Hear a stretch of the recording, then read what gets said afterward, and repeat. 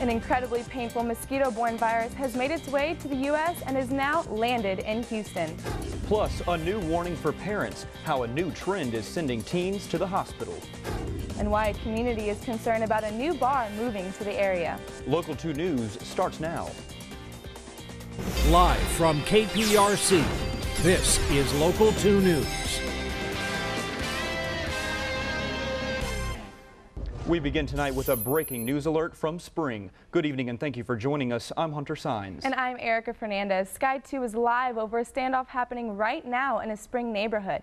SWAT is on the scene as the situation enters its 4th hour. Police say the man behind the wheel of the car you see there led them on a high-speed chase ending in this cul-de-sac. Investigators tell Local 2 the man fled a home where he shot several people. At this time, police are not releasing their conditions. We promise to bring you more information as soon as we get it. Now to a health alert. Officials now confirm the first case of chikungunya in Montgomery County. Local 2's health expert Benjamin Smart is live to explain what you can do to keep your family safe. The chikungunya virus is continuing to spread. It's transmitted through mosquito bites, but this time it's posing an even greater threat to people in the U.S.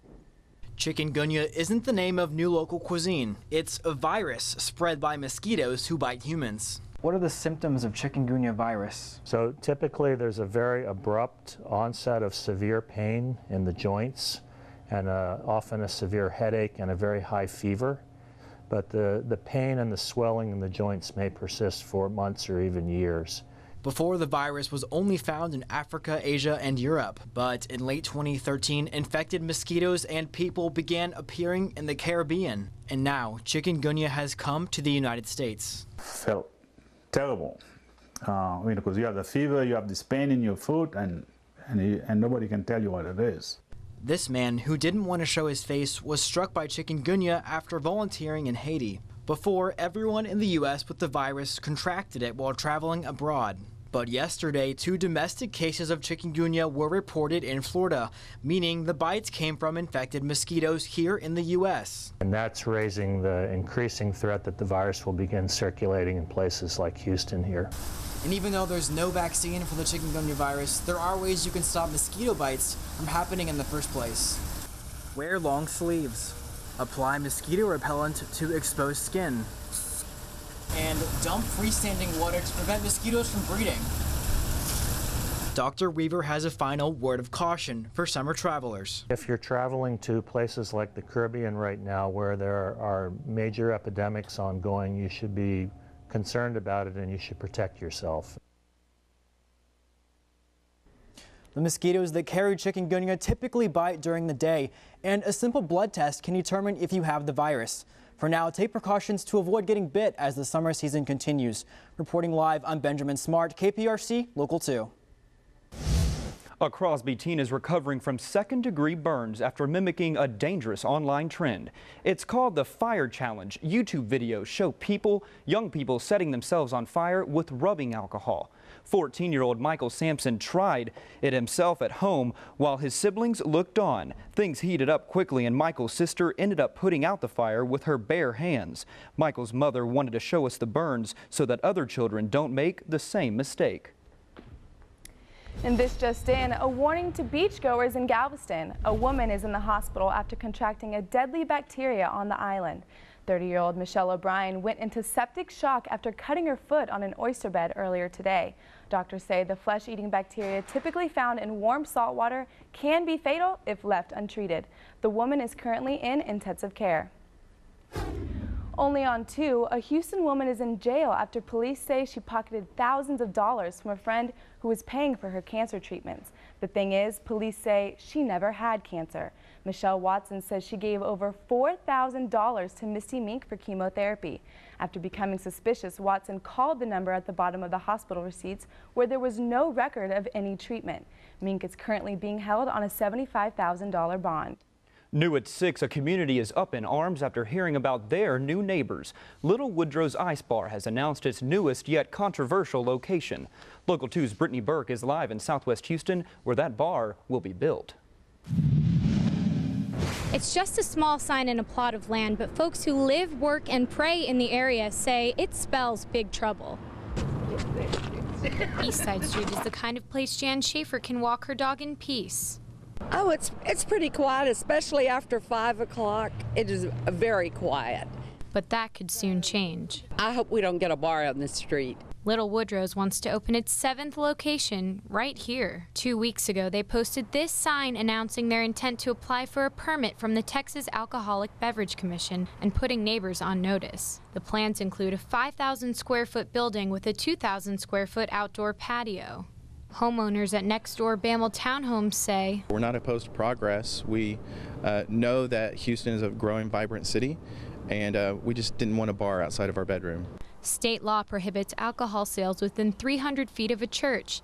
The new Little Woodrow's is more than 500 feet away, but still too close for folks who attend the Islamic Society of Houston Mosque. And at Dress for Success of Houston, they fear that more crowds could mean more crime. Just for our street and the location, for the safety and security of the women we serve, we're an all-female staff. And then as well our female volunteers. They've all filed a protest with the TABC to stop the bar, but Little Woodrow's owner Danny Evans says he just wants to be a good neighbor and feels the bar would enhance the area, saying it would attract an upscale clientele and be a positive place with great curb appeal and a nice part of the community. A community Jan Schaefer says doesn't need any enhancements. I want to keep it the way it is. TABC says they will not investigate neighbors' protests until they receive the application from Little Woodrow's. In Southwest Houston, I'm Brittany Burke, KPRC Local 2. Well, if you plan on grabbing a bite to eat at McDonald's tomorrow, you might want to rethink that decision. Several workers from the well-known franchise will be on strike across Houston. They're joining a national movement among all fast food chains, asking for a pay raise. They want minimum wage at their job to rise from $7.25 an hour to $15 an hour. This comes just months after President Obama called for Congress to legally raise the minimum wage nationwide. We have an update on the breaking news we brought to you at the top of the broadcast. The standoff with the man in Spring has just ended and has been taken into custody. Investigators have confirmed the man is behind the deaths of 6 family members, including 4 children. The sole survivor was able to tell first responders what vehicle the suspect was in and that he was headed to another relative's house. We have a crew on the way to the scene, and we'll have more on the story tonight at 10. In the meantime, you can stay updated on this breaking news at click2houston.com. Overnight floods didn't just affect those on the streets. Coming up, how rising water in a parking garage left residents stranded. Texans, we're back at it today. We'll take you inside training camp and check up on Romeo Cornell and the defense next on Sports. And rain chances are in your forecast. How much and when? Straight ahead. Plus, Tropical Storm Bertha, the latest computer models on that, I'll tell you straight ahead. And as the Ebola outbreak grows, a major U.S. city prepares for the arrival of an infected patient. Next on Local 2 News at 6.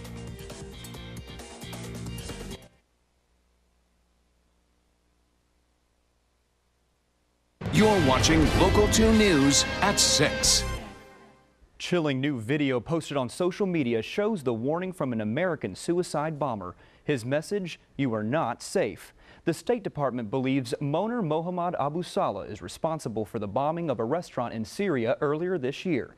He died in that attack, but videos of him keep popping up on the web. This video shows Abu Salah ripping pages from his passport and making terroristic threats to the United States. You think you're safe where you are in America or Britain or Indonesia or all these places, every single kufr, everywhere. You think you are safe? You are not safe. This is the latest of several videos of the American before the attack. We've just learned that 2 Americans who contracted the Ebola virus in Liberia are being transported to the U.S. Hospital officials have confirmed plans to transfer one of the patients to a containment unit at Emory University's hospital in Atlanta. Doctors reassure us that the virus is not airborne and can only be transmitted through bodily fluids. Fortunately, Ebola doesn't present a serious risk to the general public here in the U.S. As of Friday afternoon, the patients remain in serious condition. Well, it looks like some Houstonians are having a busy day calling their insurance companies after waking up to an unpleasant surprise. Dozens of cars were submerged in water at the parking garage at the Cali Apartments in Midtown. Heavy rains overnight didn't drain properly, leaving many commuters without a way to get to work. When I came out the door, I was surprised. I knew something was wrong, but I didn't know this would happen. And the whole apartment complex flooding, so. Apartment management has spent all day trying to pump water out of the garage. No word yet on how they will help with the damages. So it was a crazy night full of floods. Tell us what it's going to be like this evening. It sure was. You know, some of those areas saw up to 5 to 6 inches of rainfall, so a lot of rain in a very short amount of time. However, that same storm system that brought all that rain, a cold front came into the area and providing us much cooler conditions outside. Currently about 80 degrees, so very unseasonably cool. Can't complain about an August cold front. Let's take a live look outside Memorial City camera right now. Most of the day it's been very overcast. Those skies are slowly starting to clear up. Currently sitting at 82 degrees. Winds about northwest 9 miles per hour, so we do have a nice north wind out there to keep us cool. Across the radar right now, much of the rain has been out along the Gulf and east into Louisiana. We haven't had to deal with much rain. Again, the overcast clouds has been really keeping our temperatures down. Though things are going to change as we head into tomorrow into Monday. Mainly north of I-10, I'm expecting some scattered showers as that low pressure slowly starts to build back our way. And on Monday, anywhere south of I-10, I think has the best shot of having some showers. So not a complete washout. If you have any plans, I think you'll be fine. But I do want to keep you aware that the rain chances are there. So this is what we had, the very heavy thunderstorms that came through Houston last night. That cold front that came through will come back as a stationary front and give us some chance of showers. Again, not anything very heavy, only about 30% for the next couple of days. The bigger story is going to be this high pressure off to the west in Arizona and New Mexico. That's going to slowly build eastward into the state, bringing us much hotter and drier conditions. But we're going to be on the edge of this high pressure, so I do have a chance of thunderstorms in the forecast every day in the coming week. But again, it's more of your typical summertime pattern. Winds right now, north 5 miles per hour, 12 in Galveston, 8 College Station. So again, very pleasant out there as that cold front came through. But across west, 86 in Killeen, 85 in Waco, 89 in San Antonio, much warmer where the sun has been out. Again, here, 81 here in Houston, 81 in Conroe, a little bit cooler thanks to the clouds. Drought right now, much of the state of California is experiencing extreme and exceptional drought. They desperately need rain, though closer to home, we've actually improved down from 69 to 64% in the past week. Much of the area up in Panhandle and North Texas got some rain, and they should hopefully get some more in the coming week or so. But very good news for them. Hopefully we'll continue to decrease that drought. Tracking the tropics, Tropical Storm Bertha went through Puerto Rico late last night, early this morning, producing several inches of rain and flash flooding across the area. Right now, winds are about 45 miles per hour, gusts 52, rapidly moving west-northwest at 22 miles per hour. However, it should be no threat to the East Coast.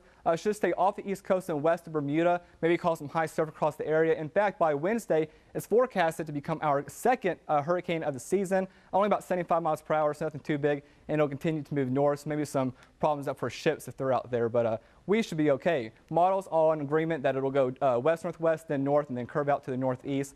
So, you know, surfers might like that, as we'll have some higher surf. Weather where you are tonight, upper 60s, low 70s across the area. 70 College Station, 68 in Conroe, 70 in Sealy. Right along the coast, closer to home, 77 in Galveston, 71 here in Houston. So very pleasant outside. If you're going to be outside, take advantage of it, because it definitely feels very more like October than it does August.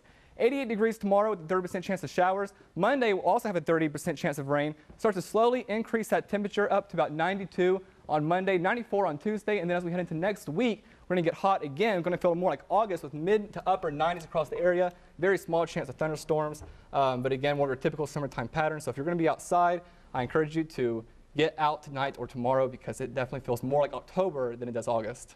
All right, thanks, Blake.